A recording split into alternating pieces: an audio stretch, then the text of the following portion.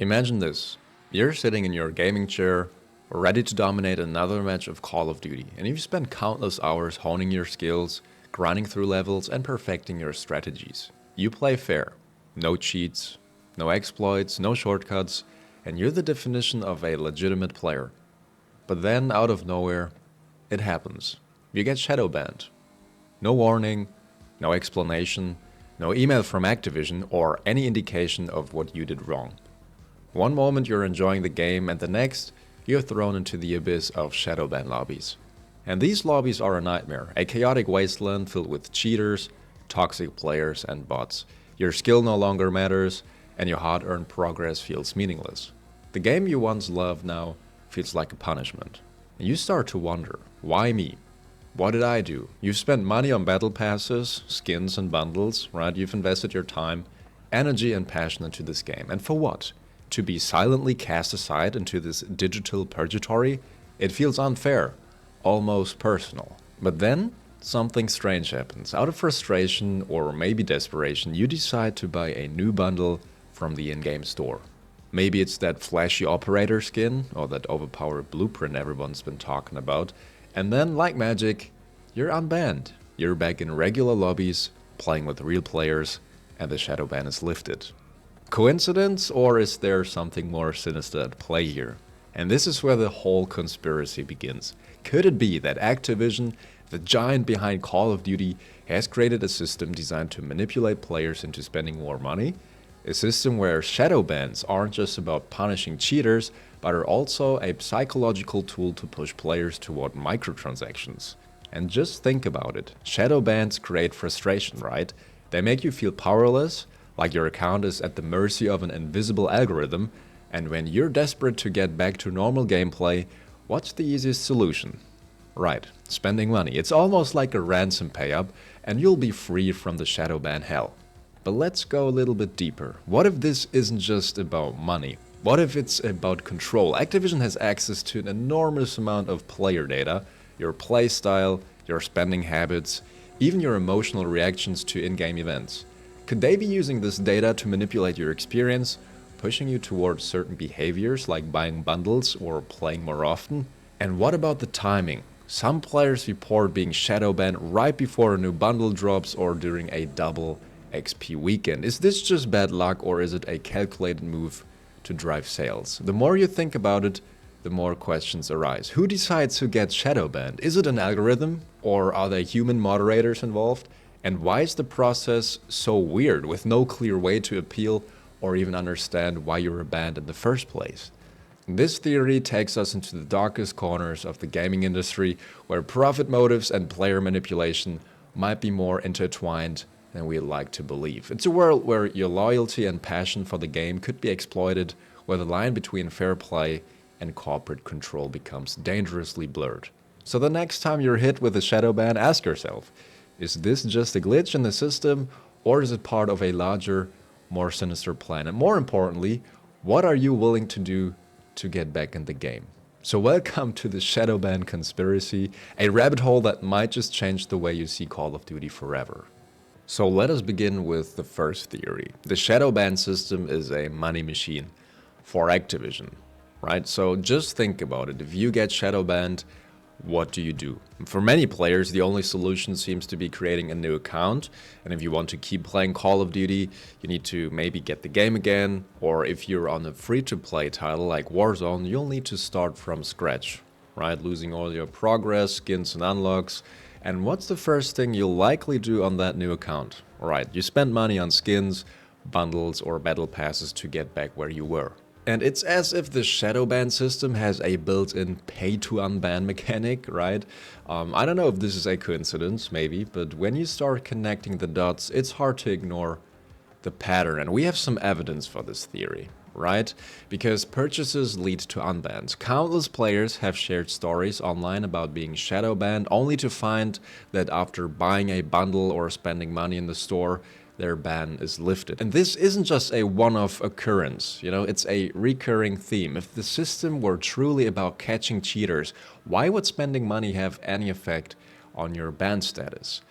And we also have the new account no ban, because Shadowbanned players who create new accounts often report that they can play without any issues, and this suggests that the Shadowban is tied to the account, not the player's hardware or IP address. And if the system were truly effective at catching cheaters, wouldn't it flag the player across all accounts? Just asking. And we also have Activision profits from every ban, because every time a player gets shadow banned and decides to create a new account, Activision stands to profit.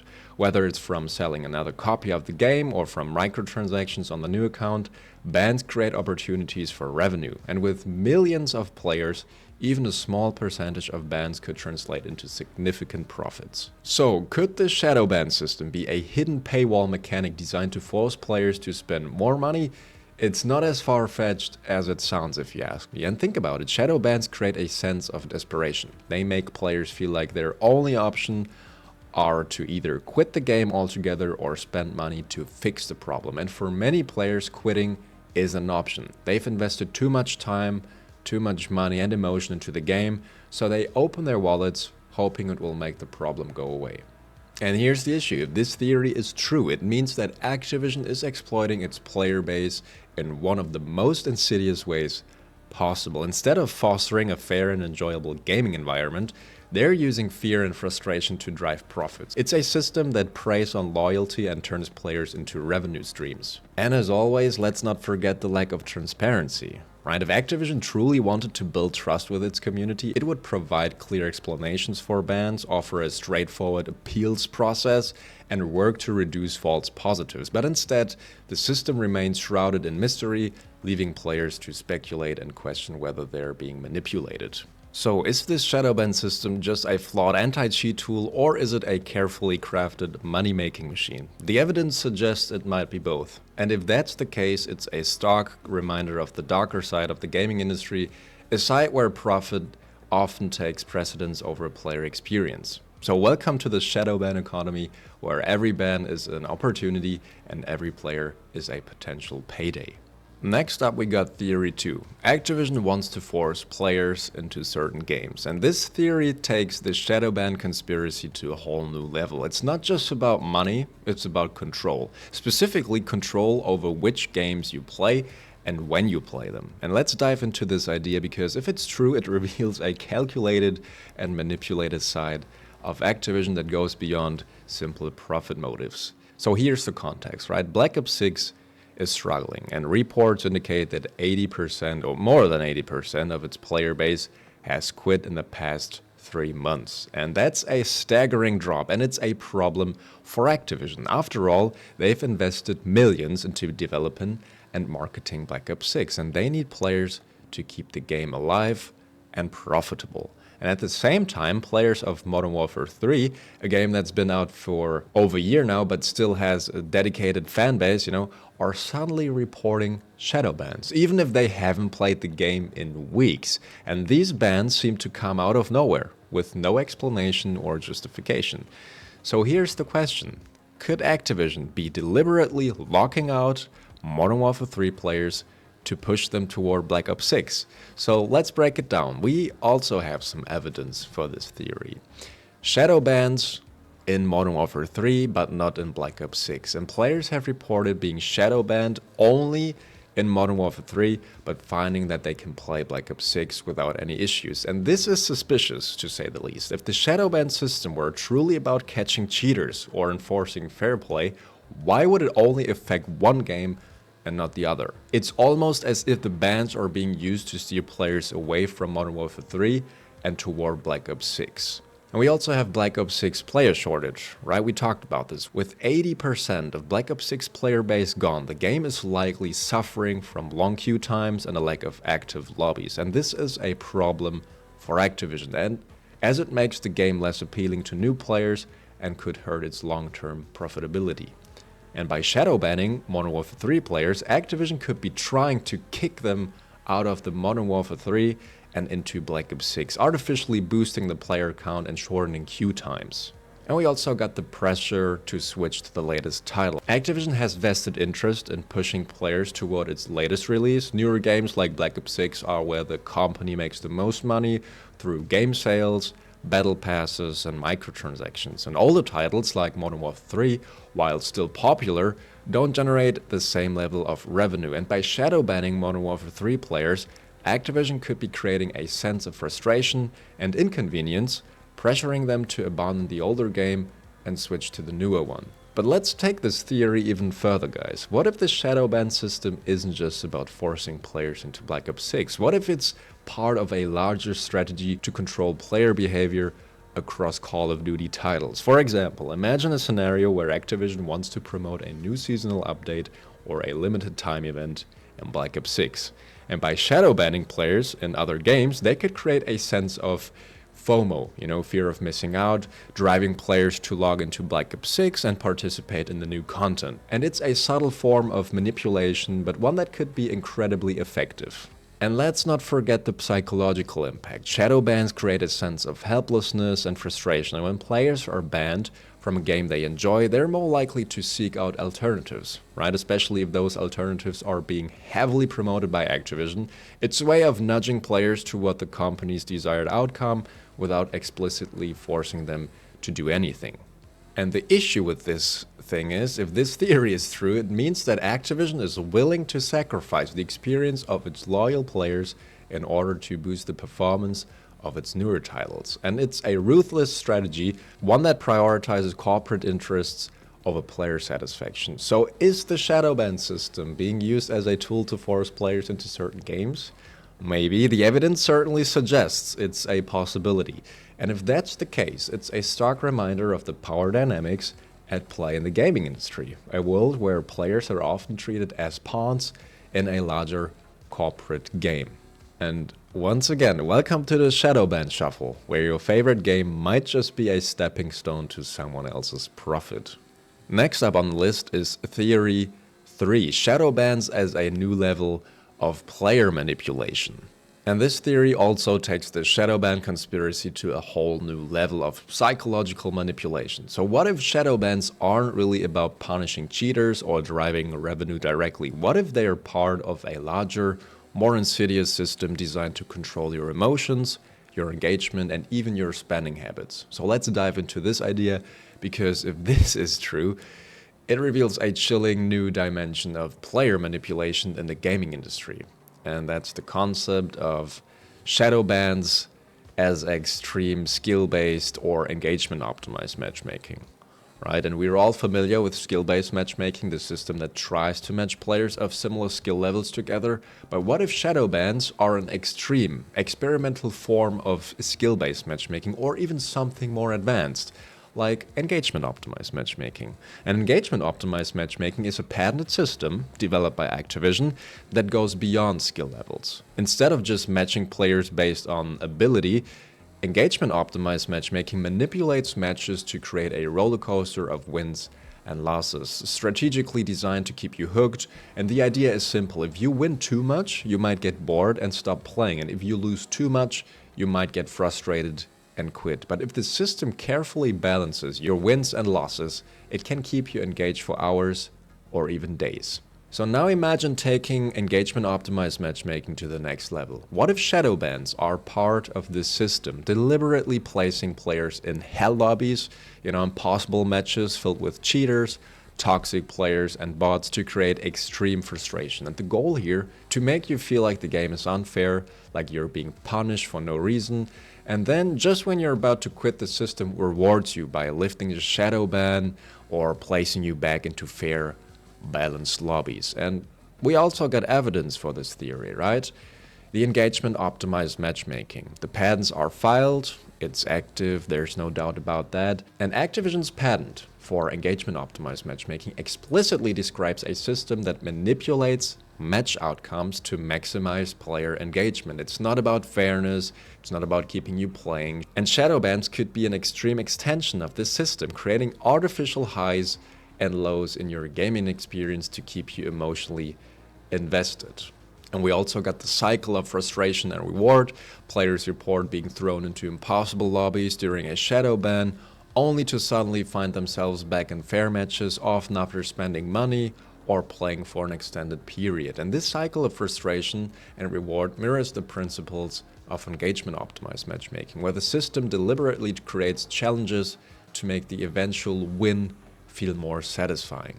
Last but not least, buy a skin and you start winning again. And one of the most suspicious patterns is the correlation between spending money and having a shadow ban lifted. Players report that after purchasing a bundle or skin, their matches suddenly become fair again. Could this be a system's way of rewarding you for spending money? It's a subtle but effective form of manipulation, one that ties to your in-game success directly to your willingness to open your wallet. So how does it work?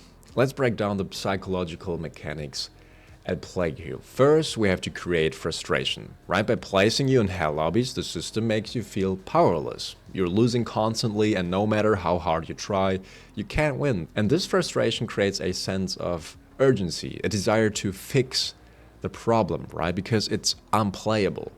And second, we have offering a solution. So just when you're at your breaking point, right, the system gives you a way out. Maybe it's buying a bundle, grinding for hours, or simply waiting it out. And whatever the solution, it feels like a lifeline. And then we got the reward compliance. Once you've done what the system wants, whether it's spending money or playing longer, you're rewarded with fair matches, and suddenly the game feels fun again and you're winning. And this positive reinforcement makes you more likely to comply with the system's demands in the future. So the bigger picture here is a new era of player manipulation. If this theory is true, it represents a new level of player manipulation in the gaming industry. It's no longer just about matching players based on skill or even optimizing engagement. It's about controlling your emotions, your behavior, and your spending habits.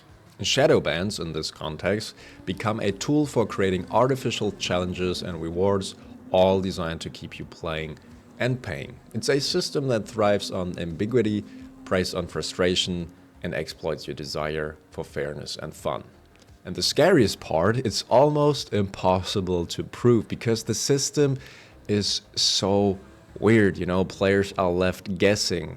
Was your Shadowban a mistake, a punishment, or part of a larger experiment in player manipulation? Without transparency, we'll never know for sure. So what's the conclusion here? Are we being played? I would say so. So are Shadowbans just a flawed anti-cheat system, or are they part of a sophisticated psychological experiment designed to control your gaming experience? And if that's the case, it's a stark reminder of the power dynamics at play in the gaming industry, right? A world where players are often treated as data points in larger corporate strategies. And once again, welcome to the era of engagement optimized matchmaking, where the game isn't just about winning or losing, it's about how far you're willing to go to keep playing. And now let us talk about the last theory, theory 4. Activision is using Shadowbans to hide the cheater problem. And this theory flips the script on everything we thought we knew about Shadowbans. And instead of being a tool to combat cheaters, what if Shadowbans are actually a smokescreen? A way for Activision to hide the fact that they're not effectively dealing with a cheater problem at all. Because every year, Call of Duty players complain about the rising number of cheaters in the game, from aimbots to wall hacks to outright game-breaking exploits. Cheating has become a pervasive issue that ruins the experience for legitimate players, and Activision claims to be fighting this problem with systems like Ricochet, anti-cheat, but the results are questionable at best. If anything, the cheater problem seems to be getting worse. So what's really going on? And the theory here is that the Shadowbans are a distraction, right? So what if Shadowbans aren't about catching cheaters at all? What if they're a way to shift the blame onto legitimate players while quietly allowing cheaters to run rampant? Because despite Activision's claims, many cheaters continue to play without consequence, right? You can see it on Reddit, YouTube, Twitter, it's everywhere. And they dominate lobbies, ruin matches, and drive legitimate players to frustration. And meanwhile, honest players are the ones getting shadowbanned, often for no apparent reason. So legit players are taking the fall here, right? By shadowbanning legitimate players, Activision creates the illusion that they're taking action against cheaters. And after all, if players are being banned, it must mean the system is working, right?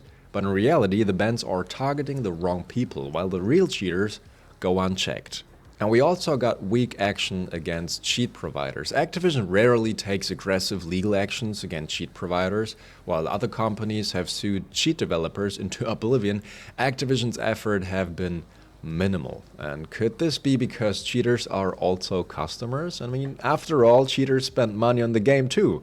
You know, buying accounts, bundles, and battle passes. Just a thought. And we got the skill-based, engagement-optimized matchmaking as a cover-up, because these systems might be playing a role here as well. By placing legitimate players in tougher lobbies, you know, the engagement-optimized matchmaking can make cheaters less obvious. If everyone in the lobby is struggling, it's harder to tell who's cheating and who's just having a bad game. And this creates a smokescreen that allows cheaters to blend in, while legitimate players bear the brunt of the frustration.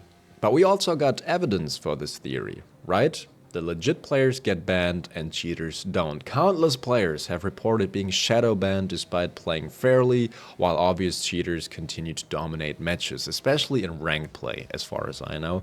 And this disconnect suggests that the shadow ban system isn't effectively targeting cheaters, it's targeting the wrong people.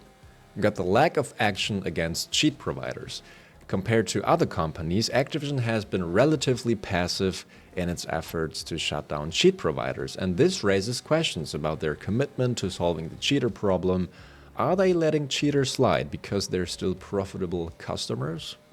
Who knows? And we got skill-based and engagement-optimized matchmaking's role in masking cheaters. By placing legitimate players in tougher lobbies, these systems can make cheaters less noticeable. If everyone is struggling, right, it's harder to identify who's cheating and who's just having a bad day, and this creates a convenient cover for the real problem.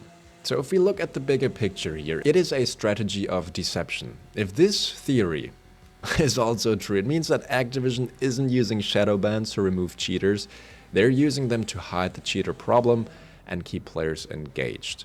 And they create this illusion of action. By shadow banning players, Activision can claim that they're taking steps to combat cheating, and this creates the appearance of fair and secure gaming environment, even if the reality is very different. They also shift the blame. When legitimate players get shadow banned, they're the ones who feel punished and not the cheaters. And this shifts the focus away from Activision's failure to address the cheater problem and onto the players themselves. And also to keep the players hooked, right? By maintaining the illusion of a fair game, Activision can keep players engaged and spending money, even if the experience is frustrating. Players are more likely to stick around if they believe the company is working to fix the problem. So, what do you think, guys? Is Activision secretly using shadow bans to manipulate players into spending more money? Is this just another layer of their engagement-optimized matchmaking? Or are we looking at one of the biggest gaming industry scams ever? Let me know in the comments below, and if you want more deep dives into the shady side of gaming, make sure you leave a like and subscribe. And with that said, guys, take care, and I'll see you in the next one.